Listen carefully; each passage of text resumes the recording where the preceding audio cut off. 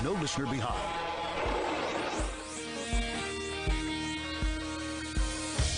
The following program on KCAA is pre-recorded. This episode is brought to you by Experts Exchange, the original technology community. If you're in IT, listen up. This might literally be the answer to all of your problems. You know, I'm not the only one who's been stuck on a problem at work or at home, and we've all been there. And we all do the same thing, right? Well, we either Google it, Bing it, or even DuckDuckGo it. And we end up finding a guy on a random forum who's posted an answer to our questions anywhere between 8 to 10 years ago. And we just have to trust that he's the right solution. If you trust the wrong person, you could be putting your organization and yourself at risk. What if there is a group of people you know you can trust? That's an expert exchange, or as we call it here, EE.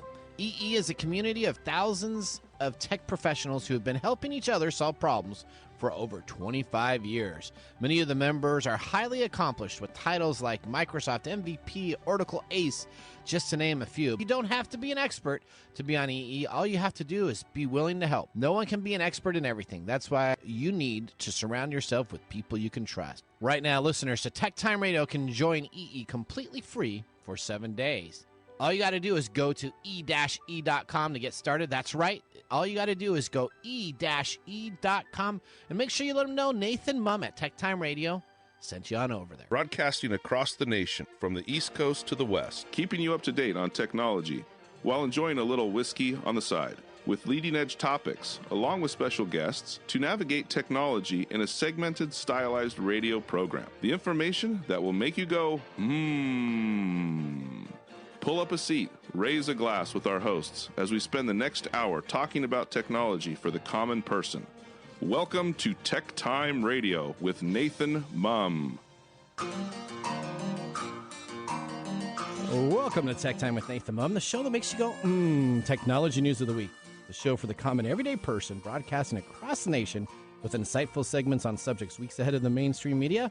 Well, we welcome our 35 million radio audience to our hour of insightful technology with a little whiskey on the side. I'm Nathan Mumm, and welcome to our show as we live stream during our show on 5 of the most popular platforms, including YouTube, Twitch TV, Twitter, Facebook, and now LinkedIn. So welcome to the LinkedIn crowd.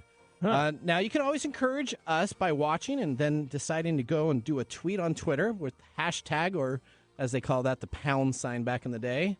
Or don't confuse everybody. Okay. It's Tech Time Radio. Hashtag Tech Time Radio during the show, and we'll do our best to respond to all of those answers and questions that you may have. I'm a technologist with 30 years expertise working on companies like Microsoft and Vulcan as a keynote speaker for technology subjects from security to blockchain and everything in between. My co-host, Mike Day, is an award-winning author, originally from Arizona. Glad he moved up here. He's a human behavior expert living in the Seattle area with a master's degree in forensic psychology with a 20-plus year career helping others understand human behavior so that they can make the better decisions in their life. Mike keeps me from geeking out while providing an insight into human behavior and how it interacts with technology. We're two friends that come from different backgrounds but bring the best technology show possible every week for our family, friends, and fans to enjoy. All right, now today's show, before we get it kicked off, it's going to be a very serious show. We're going to be talking about technology and wartime aspects between what's going on right now in Ukraine and in Russia. So we're spending almost our whole segment of our show talking about technology that is being used on the war front. So it's going to be a very interesting show. Now, Odie, let's get ready to start our show today. Now on today's show. All right. Who is winning the war on technology between Russia and Ukraine? We explore what each country is doing in the fight, both good and bad. First, we'll look at Russia and how it is using technology to impact the war. And then we're going to take a look at the Ukrainian government, civilians, and President Zelensky on Ukraine's uses of technology to reach the nations in the West.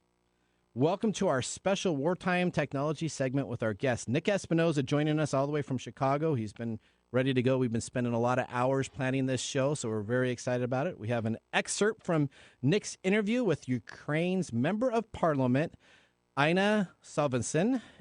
Inna Sovcin. He just said that too. Inna Sovcin. In addition, we have our favorite features, including This Week in Technology, of course, Mike's mesmerizing moment, and our pick of the day whiskey tasting. So sit back, raise a glass, and welcome to Tech Time with Nathan Mumm. Now it's time to start our show with our loaded question of the week, brought to you by Elderberry Boost. Get your Elderberry Boost today at elderberry-boost.com. Mike and Odie, here is your loaded question. Tell me something about yourself that you think I may not know. Well, that's easy. Well, okay. Well, that's what the question said. I'm just reading the question. Did you know that I rode in the 1800s cavalry? I did not know that. Okay. How did you do that? I was a member of the 4th Cavalry B Troop Memorial Unit of the U.S. Army Okay. from 1990 to 1992. I didn't know that's what it was called. But did you accidentally, or not accidentally, but did you actually perform for the Rose Bowl? I did. I was in the Rose Parade. See, I knew that. I just didn't know exactly. I just didn't remember why. I just didn't know why. So there you go. Okay, well, congratulations. Did you know that I ate breakfast yesterday? Did you really? Absolutely. Was it Wheaties or Cheerios? All right. Now, okay, let me ask you before I go to Odie. Okay. Wheaties, the nastiest cereal ever. I don't know how they decided to brand that. Wheaties Breakfast of Champions. So if you just call it Breakfast of Champions, then people are going to like it? You know, you really need to look up why cereal was created in the first place. Okay. By Kellogg. By Kellogg? Is there a whole story about that? There's a whole story about that, and it is not what you think it is. It has nothing to do with nutrition. Really? Okay. All right. Odie, the next question is to you. I wear kid-size shoes. You wear kid-size shoes? Yeah. Oh. I'm a 21-year-old, and I can fit into my 12-year-old brother's shoes that are a size 3 in men's. Does that, save you a lot of money, though? Yeah. I mean, kind of. Because, if you're a gal, you have, 550 pairs of shoes, right? So now you only have to pay the kid's price. Yeah. Really? Okay, is that how you're going to work that one in? Okay, let me tell you. My mom is 4 feet 11, right? She is a tiny little gal also. Okay. And so she can buy kids' shoes also, and she would do that, and she was like, every time she went to the store and she bought them, she's like, look at these great new shoes they're taken care of, and they're half the price. If I was 2 sizes larger, I'd be in the adults, and it's the same exact stuff. When I buy, not designer shoes, but definitely, shoes that are more well-known, like a Nike Air Force. Yeah. My sister and my cousins, they all had to pay a lot, like $20 or $30 more than I did. So that's a benefit. So congratulations. There you go. And something you didn't know about me, I think you probably did, though we were talking about a little bit about this before the show, that I used to live in Africa. I lived in Africa for 3+ years of my childhood in 3rd, 4th, and 5th grade. Yeah. I knew that. Yeah, you did. Okay. All right. All right. So there you go. You're an open book, buddy. Am I open book? There you go. I'm not. All right. Well, now, Mike, we're going to always have our whiskey tasting during the commercials. We've selected a whiskey. It's either going to get 0, 1, or 2 thumbs up in our pick of the day. Yeah, let's hope it's better than last week. Let's hope so. Make sure you listen all the way through to pick up a few interesting facts that will make you go, today's show. I guarantee you're going to learn stuff today about technology that you have not known about that should just make you go, Well, let's get to it then. All right. Now in our first segment, bringing you the top technology stories everyone will be talking about for weeks to come here in the first 5 minutes of the show. What's happening in the world of technology? This is our top stories in the first 5 minutes. All right. Welcome to story number 1. Big tech's effort to support Ukraine shift the industry's role in a time of war. Big tech has responded to Russia's invasion of Ukraine by offering assistance to Ukrainians, hurting Russia's disinformation campaign, and shuttering services for Moscow's military that they could be seen on the ground moving without the industry's de facto participation. As requested, the Ukrainian government rocket company Spacex activates satellite internet service in Ukraine through its Starlink system, a move that keeps the country connected to the web even as Russia attacks its own websites. Airbnb has offered free housing to Ukrainians fleeing the fighting, and U.S. phone carriers have waived fees to customers who need to call Ukraine. Big social networks, including Facebook owner Meta, Twitter, and Google, who owns Facebook, have similar questions. Owns YouTube. Not Sorry, Facebook. Google, who owns YouTube, have similar dealings with disinformation and propaganda. All three have placed restrictions on Russian state-run media's access to ad platforms and continue to fact-check posts to deem if they're true or false. Microsoft and Google have limited downloads of Russian state-run media services from their app store. Separately, Google disabled a feature that displays the traffic conditions in a widely used map app after consulting with the Ukrainian government. The move could also make navigation more difficult to the Russian military. The government in Kiev also appealed to Apple to block Russians from accessing its App Store because modern technology is perhaps the best answers to the tanks, multiple rocket launchers, and missiles that are being attacked. The actions taken by the big tech companies indicate a changing level of involvement for corporations caught in the global conflict. While industries have always had a role in war efforts, companies weren't often involved in battlefield actions. Now businesses are actors in conflict. Patreon, a fundraising website, suspended a campaign to raise money for Ukrainian military training because it violated policies against funding weapons or military activities. The decision can make relationships among the companies and the countries in which they operate very testy, but the company may have no choice but to take action. We are shocked and heartbroken at the invasion of Ukraine, patrons said, pointing to the charities and platforms that they could use to donate instead, including the Ukrainian Red Cross Society, Voices of Children of Ukraine, and 3,000 plus other Ukrainian creators on Patreon. Patreon said that it will refund all money in the account to the contributors of the other areas once they close them. Meta did just that on Monday, saying Monday that it will limit the access of Sputnik and RT across the European nation. Now, Sputnik and RT are the main media sites that people use. They have received requests from a number of governments and the European Union to take effort to stop the Russian state-controlled media. On Tuesday, this morning, Google said that it would post on Twitter that it would block YouTube channels connected to RT and Sputnik across Europe.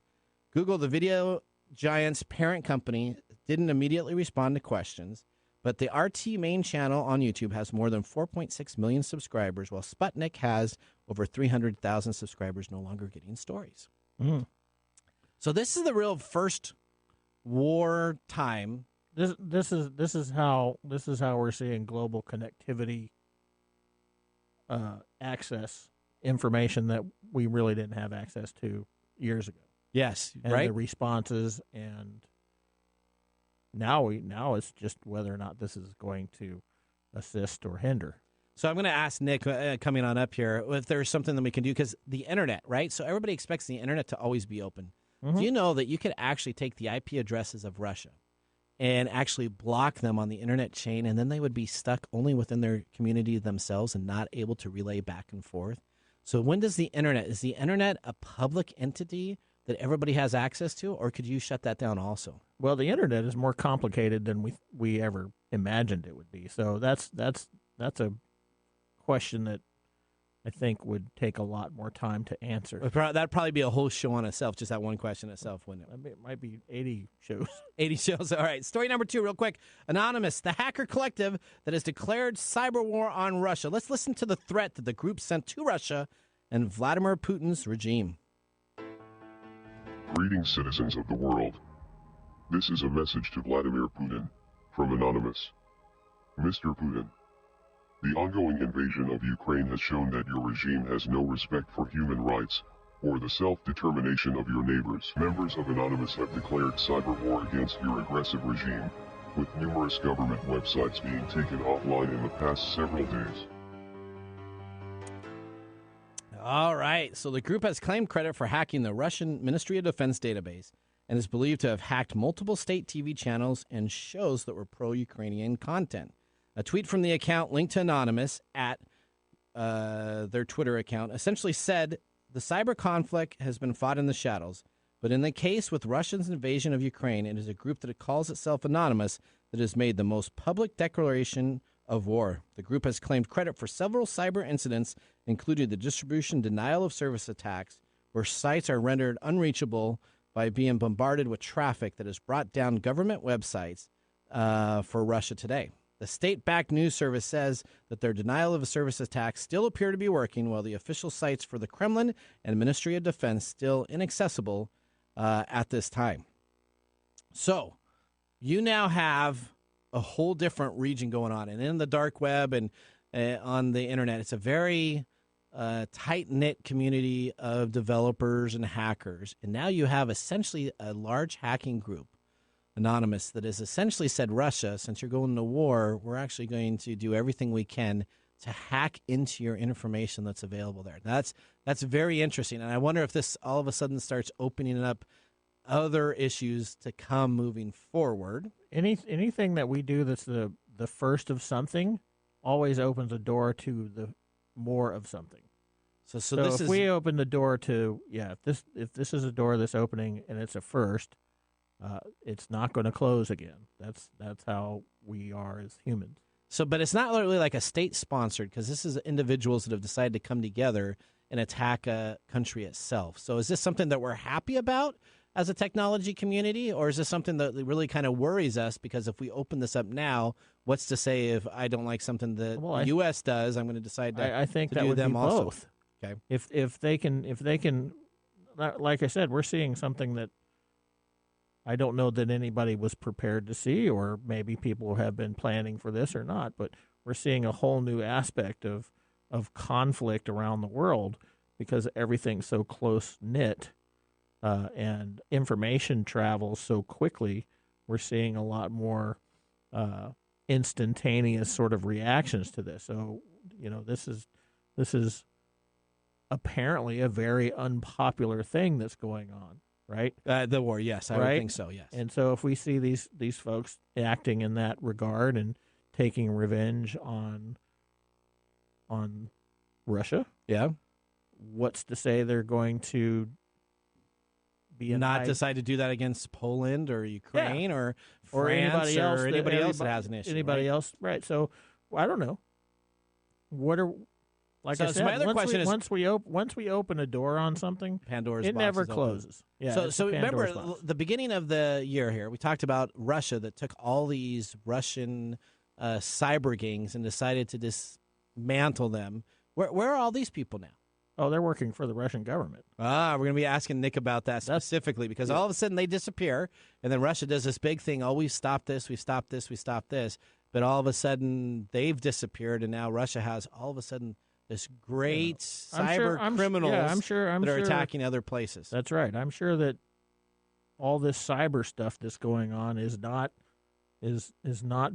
excluded from Russian use. Okay. So we're going to be talking about that later, too. All right, Mike, our time is up. We got through the top stories. If you want to learn more, please visit us online at techtimeradio.com and click on our episode section or blog to get more details on the stories and features. Now it's time for us to get ready for our whiskey tasting at the break. But up next, we're going to shift to our main story of the day. Much earlier than normal, we have Nick Espinoza on from Chicago to talk all about what's happening in the war on technology between Russia and Ukraine. We have updates regarding Russia and Ukraine individually. Our hearts and prayers are for everyone in Ukraine as they are fighting an unprovoked war. You're listening to Tech Time Radio with Mike, Odie, and Nick Espinoza waiting to join you. I'm Nathan Mum. We'll see you after the break. Hey, Mike. What? Have you heard of elderberry? Only in reference to a Monty Python movie. Well, let me tell you, Elderberry Boost. Again, that's elderberry-boost.com. Elderberry Boost. Yes, Mike, that's Elderberry Boost. You can choose organic Elderberry Boost, that 8-ounce size. That's available on sale right now at $11.99. But you're listening here right now on Tech Time Radio, so you need to go to Elderberry, that's ELDERBERRY-boost.com and get some today. Elderberry Boost. Elderberry is an all-natural organic immune system booster and antiviral. Elderberry is known to actively fight against viruses, including colds and the flu. It also works as a natural remedy for allergies, cancer, digestion, heart disease, high cholesterol, headache, toothache, weight loss, and reduced inflammation. It's a natural and healthy diuretic and has many antiviral properties.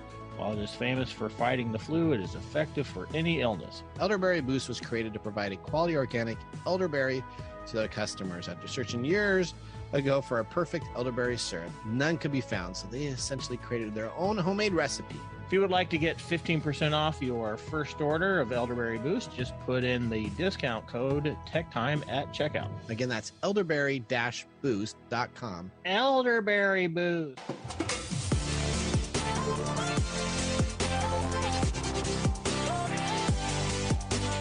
Welcome back to Tech Time with Nathan Mum. The Tech Time radio show is an hourly technology show that talks about current technology in a simple format without having to geek out. Brought to you by Nathan Mum and Mike Day. We just had our first whiskey tasting during the break, and now let me tell you all about what we were sipping in our pick of the day.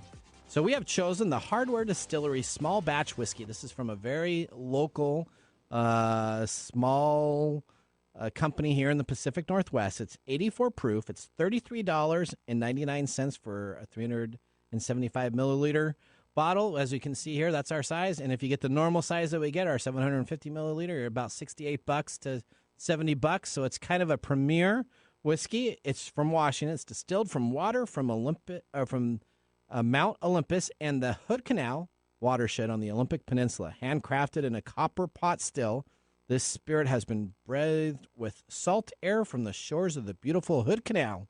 It has a very distinct taste, and it is as close as you can get to Scotch without really being Scotch because it's not done in Scotland. Mm-hmm. All right. We're going to have some mumbling from Mark here Well, about this. so this is produced by the Hardware Distillery Company, located in Hoodsport, Washington. It's, again, 84 proof. Its a description is Scottish lowland grain style whiskey is known to be very gentle and floral style. I had a very gentle and floral style. Is that how you would describe it? Oh, is that how you described yours? No. Okay, well, that's what it's very light and has distinctive taste for whiskey that is very Scottish in taste. Mm-hmm. Okay, all right, we're going to see if we like it. I already know if I like it because I tried some last night at the production meeting. pre-taste everything. I had some at the production meeting. Yeah. Tonight. Okay, all right. Well, now we're about... My vote is still out. You're still undecided. Well, I know what my vote's going to be. Yeah. You realize the last 3 shows have all been like thumb down shows. That's because you bring gross whiskey. No, I just go and try to find the most unique labels I can find. So here we go. Sure. This is, again, a very unique one. All right. We're about ready to get into our primary segment, the war on technology between Russia and Ukraine, as we have our expert here joining us, Nick Espinoza. Let's get ready to start this. Welcome to the segment we call Ask the Experts, with our Tech Time Radio expert, Nick Espinoza. As we get Nick ready, now he just spent 20-plus minutes doing an interview of the Ukrainian Member of Parliament, Inna Sovinson. Sovinson. Sovinson? Yeah. Okay, all right. Hey, here's a snippet. It's about a 2-minute snippet of his 20 minutes, and I would tell everybody they should absolutely go over, and we'll share this out on Twitter and listen to his full interview. So let's play that little expert now. So I will try to explain briefly how the situation looks like. So for your audience to understand is that Putin did attack Ukraine from 3 different directions at the same time. The first night of the war, they started bombing Ukrainian military targets, initially with the goal of making sure that they destroy our aviation and our storages with weapons. But they failed to do so because Ukrainian counter-air defense systems did work, but they did hit several targets, but not as many as they expected. I mean, what we've also been getting reports of are relentless cyber attacks as well against your infrastructure and all of that, trying to knock out communication systems. So the infrastructure is working. There are troubles with connections in some areas, particularly the ones where the major battles are taking place, but it is more or less stable as of now. Regarding the cyber attacks, there have been many cyber attacks in the past couple of weeks leading to the war. Right. Right now, another story that you probably should follow, given your background and your focus, is this, that the anonymous community have launched this major attack on Russian websites. And we are watching that like with great admiration and thank you if anyone involved in that is listening to this. Thank you on behalf of all the Ukrainians. This is extremely helping. So as of now, the cyber attacks on the Ukrainian websites, we don't see too many of those.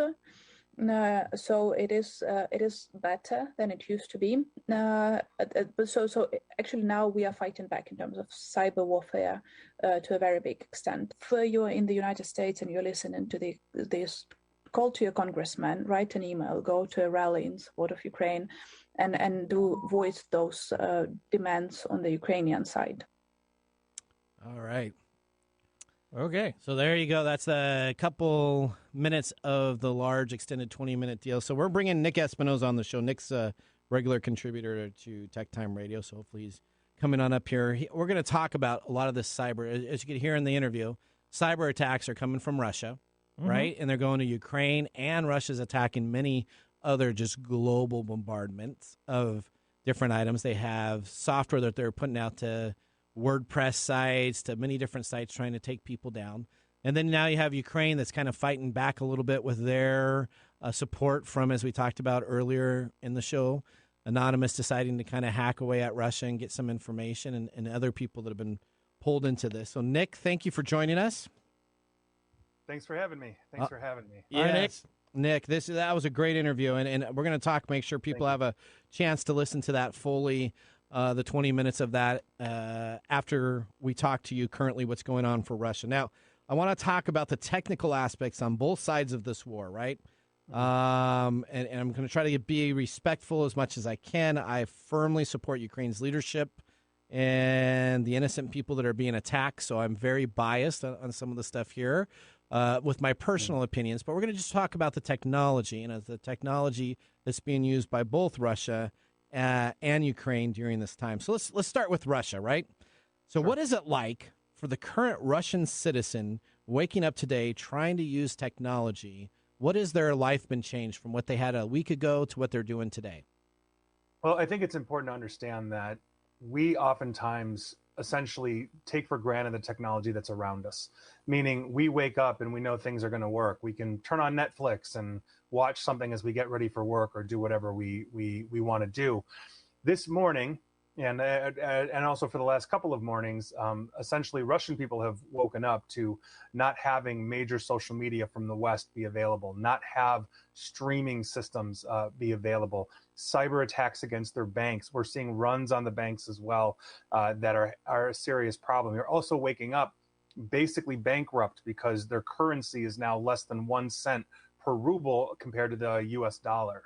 So these are huge disruptions, to their everyday life. And when we are looking at cyber attacks against infrastructure against Russia, then we have also further supply chain disruptions that we are seeing, in Russia, as well as, just day-to-day life completely turned on its head. While they're not being bombed, life is definitely not the same as it was 5 days ago for those people. And it's a huge, huge problem for them, obviously for their government as well. And, again, opinions aside on all of this, this is just heartbreaking all around. It really is. So let's talk about specific services. What services are not working in Russia right now? So if I get up Twitter, like, am I able to use Twitter? Am I able to use Facebook? Am I able to use TikTok? Am I able to clearly probably not go down to the bank and get a transfer? What happens if I want to purchase an app on an app store and my rubles now are worth pennies on the dollar type of deal? So explain to that. What has been affected and has been altered? Right. Well, we're getting reports that essentially there were runs on banks, people looking to actually withdraw foreign currency, not Russian currency, the ruble, specifically because of that issue, that essentially it's useless and worthless at this point. It is completely tanked by virtue of basically key institutions being removed by SWIFT and all of that. So essentially, I was doing experiments myself. I started routing my own connections through Russia, trying to get to various sites and all of that. It tends to be incredibly spotty right now. A lot of them are not responding. Most of the streaming services and social media are cutting them out. So Netflix, for example, has an agreement, and they are still operating within Russia, but they are abandoning the agreement with the Russian government to say that if there is Netflix connections coming from Russia, that they have to include state TV. Netflix is not agreeing with that, and they're shutting them off, as is Facebook, TikTok, essentially all big tech as well. Microsoft's security centers are also in the process of shutting off Russian connections due to the amount of cyber attacks and retaliation that we're starting to see. And we are seeing those here as well. I actually did another interview with a man named Dan Dyson. He's the president of the Ukrainian Congress Committee of America, Illinois division here in Chicago, where we have a huge Ukrainian population. And he himself, in my interview with him yesterday as well, said that he's actually been hacked. He had to have his technology cleaned as well. So it's going both ways, but essentially we are seeing a lot of essential services in Russia that are coming from the West, Western tech, big tech companies, simply not working or having vastly reduced and limited functionality in that country. Essentially, they're going to be stuck for the most part with TikTok, which is China-based, which from what I understand, has not pulled the plug yet, and China has been very reticent to condemn or support this on either side right now. They're playing it very coy. And so by virtue of that, TikTok's available, but most of the Western social media and all of that is simply out, or it's vastly limited. And Russian infrastructure right now is under constant cyber attack, not just from anonymous, but we also believe without officially confirming, and other intelligence agencies around the globe as well. In the same way that we are supplying the Ukrainians with arms and weapons, the United States and Germany have agreed to send anti-tank missiles, all those kinds of things. We also believe unconfirmed reports that intelligence services around the world are going to task on Russia as well. All right. So let's talk about Not a big popular choice there for. So I pulled some stats up too because I like to stats out and geek out about this a little bit. So I'm gonna try to keep this not too geeky, right? Try not to get too involved. So do you know that 85% of the Russian population uses Facebook and Facebook Messenger as their primary modes of communication? Unlike us in the West, where we still use cell phones as our primary modes of communication, Messenger and Facebook, those tools are their primary communication to families, to information that's going on. That is their main source. Okay. And WhatsApp as well. And WhatsApp, now WhatsApp is kind of property. Yeah, now WhatsApp is kind of becoming is going to be an interesting deal because I think a lot of people are moving to try to use WhatsApp over there right now in Russia because I believe that is still working. From the information that I have here, is that was still working and was becoming a suggestion to use to communicate with people. All right, let's talk about military here. The military people of Russia, those include the ground forces in Russia or Ukraine. How has the military been affected by outside sources and technology? Yeah, so interestingly enough, this is the first war that we've seen that actually has an integrated social media component to it. And as Russia was amassing on Ukraine's border prior to the invasion, we knew that they were moving massive amounts of troops and also hardware and equipment to the borders thanks to TikTok, meaning that tank column was running through that Russian town and people on TikTok were saying, hey, look at the tanks go by. Intelligence agencies around the world started gathering that, started identifying or had the ability to start identifying specific columns, tanks, designations, all that to start understanding troop strengths and positions around the globe. That is no different now. We are starting to see coming out of Russia, via TikTok and other social media platforms that are still working there or partially working there, basically how-to videos from Russian dissidents that basically, and I just saw one earlier today of a young woman that essentially said, here's a Russian armored personnel carrier. Here's how you start it. Here's how you drive it.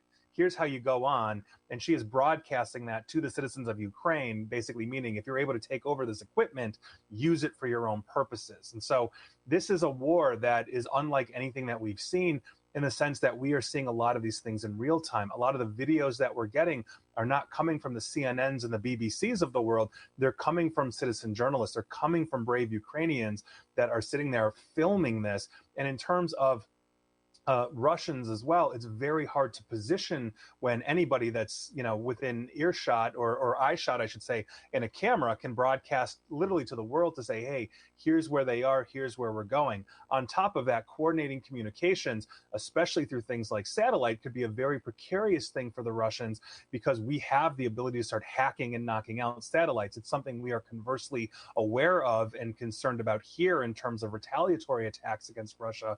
So this is a war unlike anything that we've seen. And I remember back, I want to say it was 10, 20 years ago, when now, I don't think he was with Fox News then, maybe he was, but Geraldo Rivera basically got on the air and drew like, okay, we're here and the troops are here and all of that, and drew a map in the sand. I believe it was in Iraq or Afghanistan, and he got chastised for that, for giving away troop positions. Now, anybody with an iPhone or an Android is literally Geraldo in that situation, and there's a million of them. So it's a very difficult war to fight offensively for the Russians by virtue of that.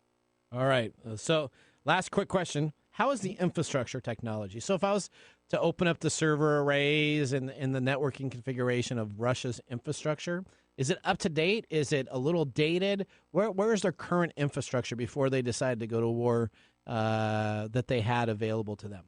So it's interesting in the sense that in 2021, if you were not aware, Russia actually did a dry run of cutting themselves off from the internet of the world. You mentioned earlier in the radio show that we can just blacklist all IP addresses coming out of Russia, and that's one of the official recommendations that we have for businesses. If you have a next generation firewall, do geo-blocking on essentially the entire world except for where you do business, let's say the United States. And so they have actually done dry runs, understanding that at some point in preparation for something like this, if they have retaliation, they can cut off the internet and still function internally, having that infrastructure there. So they've been, I think, modernizing as best they can, but they don't have the same depth that a lot of other nations do. They're a petroleum-based country. That's what they do. That's all they sell. And so they are essentially beholden to the West, not to mention the fact they can't get their hands on a lot of the more advanced technology, at least legally. And so it'd be very hard for them to go to, let's say, that advanced firewall maker here, let's say in Silicon Valley, and say, yeah, we want 20,000 of those, because by law, they're not allowed to sell them to the Russians. So, all right, let's move to Ukraine. All right, so we had all the information here. Let's talk about Ukraine. Besides the horrors of course, bombings and other aspects, how is the technology for the Ukrainian people when they wake up in the morning? Well, as Inna mentioned, the member of parliament that you played the snippet for, mentioned that it is hit or miss. In a war zone, it's always changing. News is always going to be retroactive. What we know right now is probably what happened anywhere from 5 minutes to 5 hours ago. And what we are seeing is essentially, especially as I'm reaching out to multiple members of their parliament, other senior leaders in the Ukraine government. I've had conversations with about half a dozen of them over the last 5 days or so. And just putting together, just as an example, it was heartbreaking, putting this interview together with Inna. We had a scheduled date over the weekend. She missed it, just didn't show up. And then we got reports about hour later where the area we thought she was in was being very heavily bombed, and we feared the worst. And then she popped up hours later saying, I had to relocate to a shelter, all these kinds of things. And so what we are seeing, I think, is what she was talking about, is that it's hit or miss. But as the Russians continue to pound essentially Kyiv, Kharkiv, and some of the other large cities in Ukraine, we are going to see spotty internet coming out of there, which is why, as you mentioned earlier too, Elon Musk and Starlink, that equipment is now starting to arrive in Ukraine, and hopefully the Ukrainian government will be using that to continue to communicate with the rest of the world. But as of right now, the infrastructure in Ukraine appears to be mostly online. And it's also important to understand that Ukraine is the size of Texas, roughly. And so the Western Ukraine... With the population of California.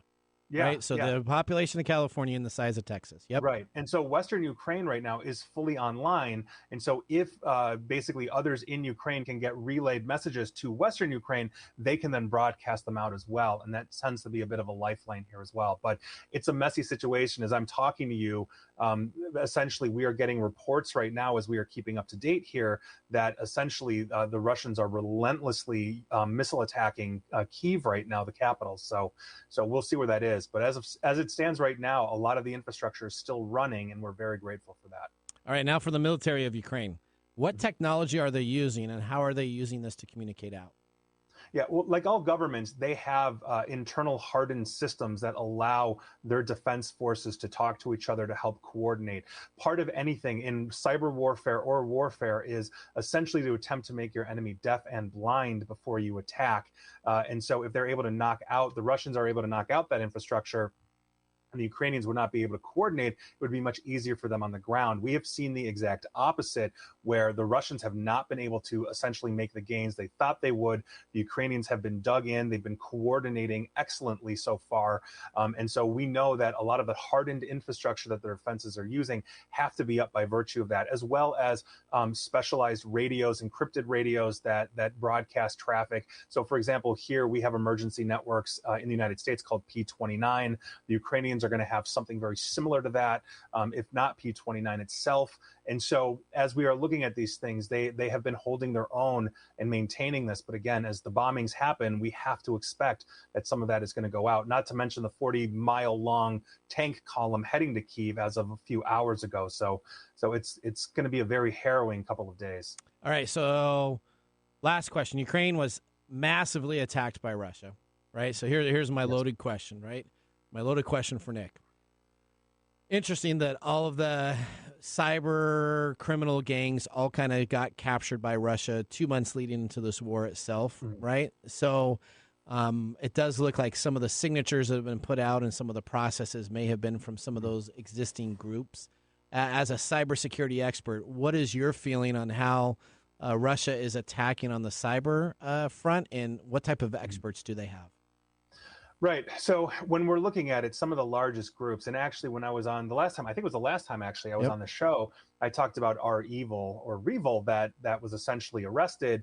And the statement that I made is we'll see if they actually are going to be prosecuted, because they are not extraditing anybody to the United States or other countries that want to see these individuals prosecuted. And we also know historically that Russian intelligence, the GRU and the FSB, use these cyber criminal gangs as cutouts.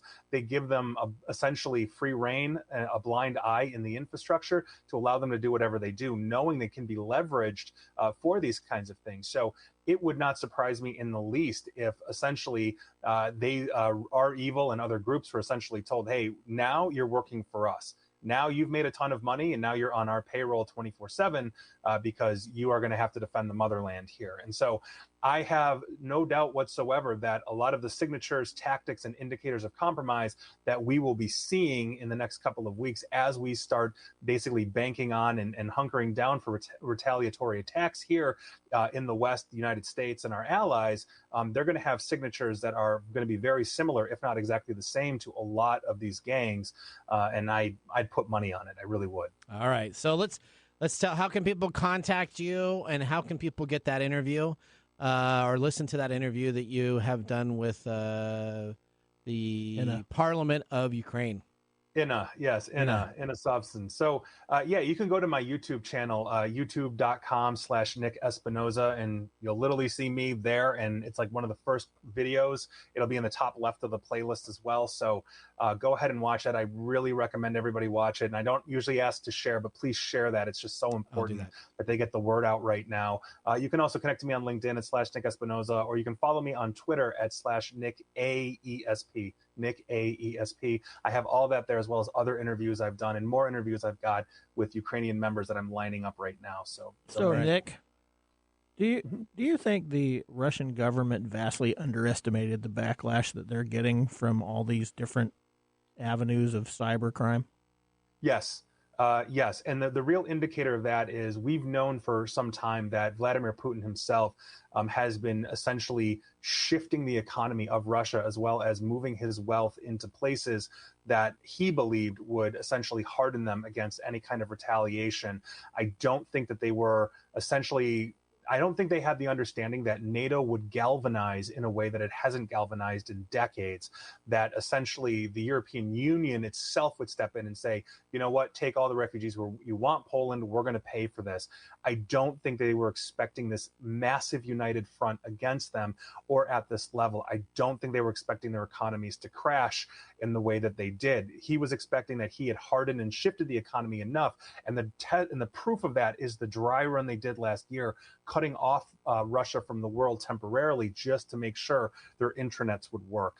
They were not expecting this at all. And I have to imagine, especially if he is becoming unhinged, and a lot of intelligence analysts believe this, it puts it into a terrifying prospect, because if they're crashing the economy and his own people are revolting against him, another thing I don't think they were expecting at that level, this man also has the button on thousands of nuclear weapons. It is a deeply concerning situation. We just hope that the cyber criminals can crack into that, so when he hits the button, it goes beep, beep, beep, beep, but nothing happens.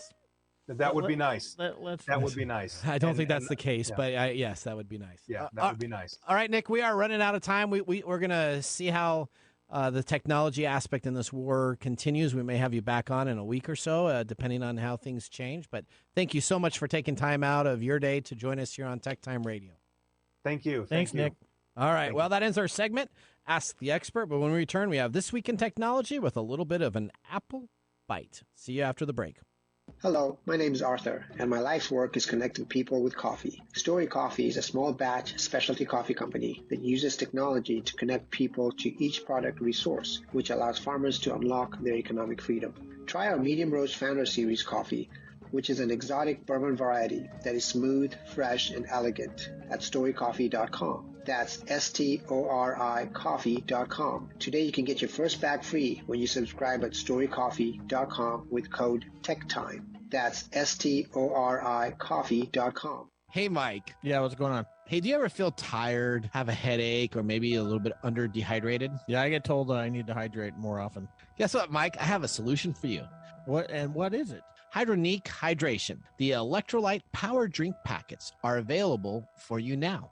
Started in the midst of the pandemic, the founder of Hydronique Hydration, a frontline healthcare worker, started developing constant headaches. Do you know that most powdered drinks on the market have tons of sugar and caffeine, especially those Rockstar and Gatorade substitutes? Yeah, like you drink. So I'm going to need to change. So what did the founder do? Well, that's why he created Hydronique Hydration, sugar-free, keto-friendly, plant-based, antioxidant-rich, electrolyte powdered packets for daily use, containing all the essential vitamins and minerals with a refreshing taste. Their product contains elderberry, which has immune-boosting properties for supporting during cold and flu season.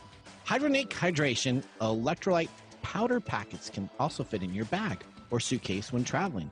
Your busy days in 2022 can change. Do you want a sugar-free, keto-friendly vitamin drink to give you hydration boosts? If so, give Hydronique Hydration a try. You can visit the website at www.hydroniquehydration.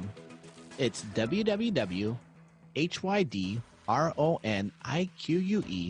hydration.com.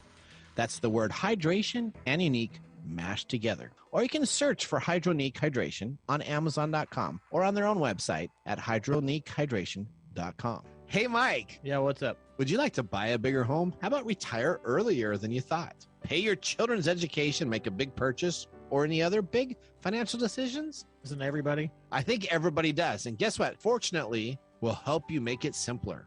Make sure you visit fortunately.io/tech time. Again, that's fortunately.io/tech time. Here's a couple of things that you might want to know. The tool is completely free to you. You enter in your basic details, your life goals, like if you want to buy a first or second home, save to send your kids to college, or make that big purchase. Once you enter your details, tell you how much you need to set aside, and in what accounts, like a brokerage or a 401k or Roth, etc. All you need to do is go to fortunately.io/techtime. Fortunately uses data to help people achieve their financial goals, providing simple answers to the complex questions. Should I put my money into 401k versus my children's 529? Or how much house can I afford? Or should I use extra money to pay off my debt or invest? Life happens, but not randomly. Make sure you look to fortunately.io/tech time to help you run the numbers so you can save money and live your best life with confidence. Hey, Mike, did you know that Unidragon puzzles are a great relaxation? Yes, I did. The 21st century widespread digitalization pushes people to have gadget-free rest. In this case, puzzles become a convenient and actual way of having rest. Yeah, they're a great way to relax. They give your brain a reboot. Make sure that you visit unidragon.com with the discount code for 10% off with the code TIME10. That's TIME, the number 10, for all of our Tech Time fans across the nation. Do you know that puzzles are relatively simple tools that solve a complex range of problems? In game form, we learn useful analytical and communicative skills that will find the application in work, study, and other spheres of life. Yeah, they are great forms of relaxation and revitalization. Do you know that Unidragon's collections now have dinosaurs? Oh, that's one of my favorite things. You got to make sure you keep the promo code. It's TIME10 because all of our audience across the nation can use TIME10 to receive a 10% discount at Unidragon. That's unidragon.com. Don't be fooled by other imitation puzzle makers. Visit unidragon.com, the only spot for your true thinking puzzles. And now, let's look back at this week in technology. All right. A bite of the apple, March 1st, 1976. Steve Wozniak completes the basic design for a circuit board that is relatively easy to use as a personal computer. The next day, he shows it off at the Home Brew Computer Club, which an individual by the name of Steve Jobs attends. Jobs realizes the potential and convinces Wozniak not to give away the schematics, but instead produce the printed circuit boards to sell. The two Steves form a company, which they name Apple, and Wozniak's design becomes the basis of the Apple I computer. And as the rest, they say, is history. You're going to use that? Yes. Okay. All right. So you realize this homebrew computer club. Mm-hmm. So Wozniak says, "Hey, this is what I've been working on with these programmable ROMs." So again, you had to write code into these. This is what we did. This is what we did in the 70s and 80s. Was we joined computer clubs. Correct, and you'd have it at somebody's house. You'd all come and you'd geek out and talk about code and talk about this. He produces this whole system board. He was going to give the schematics away for free to everybody so that they could build their own shareware. Yep, and then all of a sudden there's an individual there by the name of Steve Jobs. I got a better idea. Yeah. How about we just make these for people? Opportunist. And then we'll sell these and we'll see what happens. There you go. All right, well, that was our This Week in Technology. If you ever wanted to watch some technology history, well, we have 2 years of videos you can visit at techtimeradio.com and watch all of our older shows. Make sure to sign up for our newsletter and subscribe to the best technology information or become a part of our Tech Time Face group. All right. Well, the next thing we're going to move into, Mike, this is what we've been waiting for. It's Mike's mesmerizing moment. This is Mike's mesmerizing moment, presented by Story Coffee. Visit storycoffee.com. All right. So explain this to me. We have Zelensky, right, who is the president of Ukraine. Mm-hmm. He has convinced people to come out and defend the country, and yet Russian soldiers, a little bit of that whiskey, soldiers are essentially just staying in their tanks and not following their leader. What makes a great leader, and why are people following great leadership? Explain this to me. That's a really complicated question. Thank you very much. We got like 2.5 minutes. Yeah, so. I can fit absolutely everything into that 2 minutes. Okay.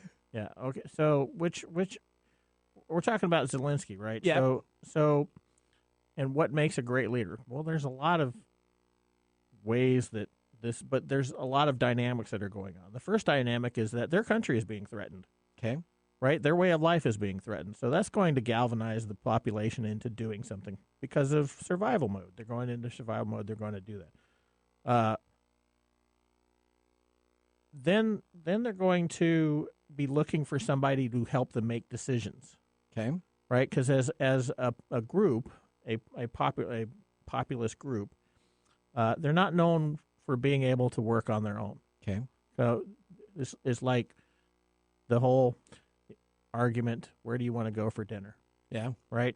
I don't know. Where do you want to go? I don't know. Right? So that's a whole lot of that going on very simplistically because we don't know how to make those decisions. Somebody can step in and say, this is what we're going to do.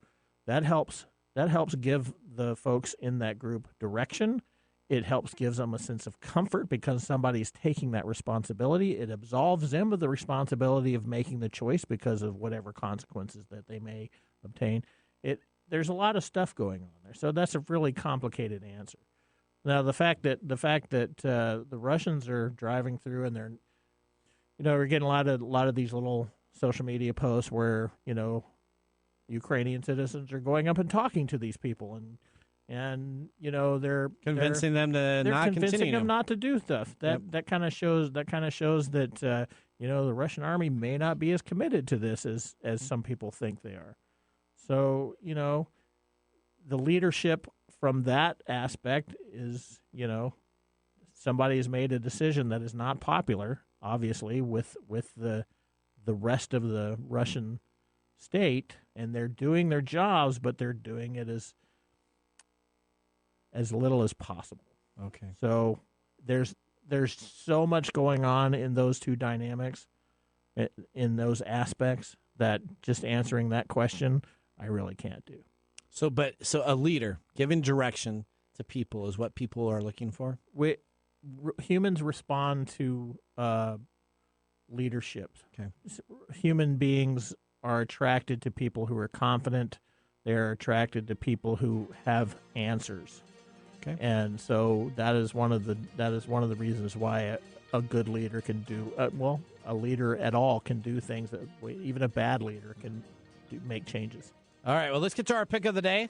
We have our Hardware Distillery small batch whiskey, 84 proof, $33 a bottle. Are you going to give it a thumbs up or a thumbs down? Yeah, I'm going to give it a thumbs down. What? Yeah. I'm going to give it absolutely a thumbs up. I'm helping our local community, and I actually like Scotch, so I thought it was really good. I like Scotch too, but this one it didn't hit your fancy, huh? It's not a bad whiskey, but it's not a good whiskey. So you wouldn't pay the $60? I would not pay $60 for this one. Okay. All right. Well, you know what? I think I probably would. So I kind of, a little Scotch and a little Scotch. I don't know about that. I don't know. A little Scotch and a little Red Bull. Yeah. Okay. Or a little Rockstar. That always works really well. Well, we're almost out of time here. We thank you for listening and hope that you enjoyed the show. You can always check us out at techtimeradio.com. And remember, the science of tomorrow starts with the technology of the day. Have a great week. Bye-bye. Thanks for joining us on Tech Time Radio. We hope that you had a chance to have that moment today in technology. The fun doesn't stop there. We recommend that you go to techtimeradio.com and join our fan list for the most important aspect of staying connected and winning some really great monthly prizes. We also have a few other ways to stay connected, including subscribing to our podcast on any podcast service, from Apple to Google and everything in between. We're also on YouTube, so check us out on youtube.com/techtimeradio, all one word. We hope you enjoyed the show as much as we did making it for you. From all of us at Tech Time Radio, remember, mum's the word. Have a safe and fantastic week. KCAA.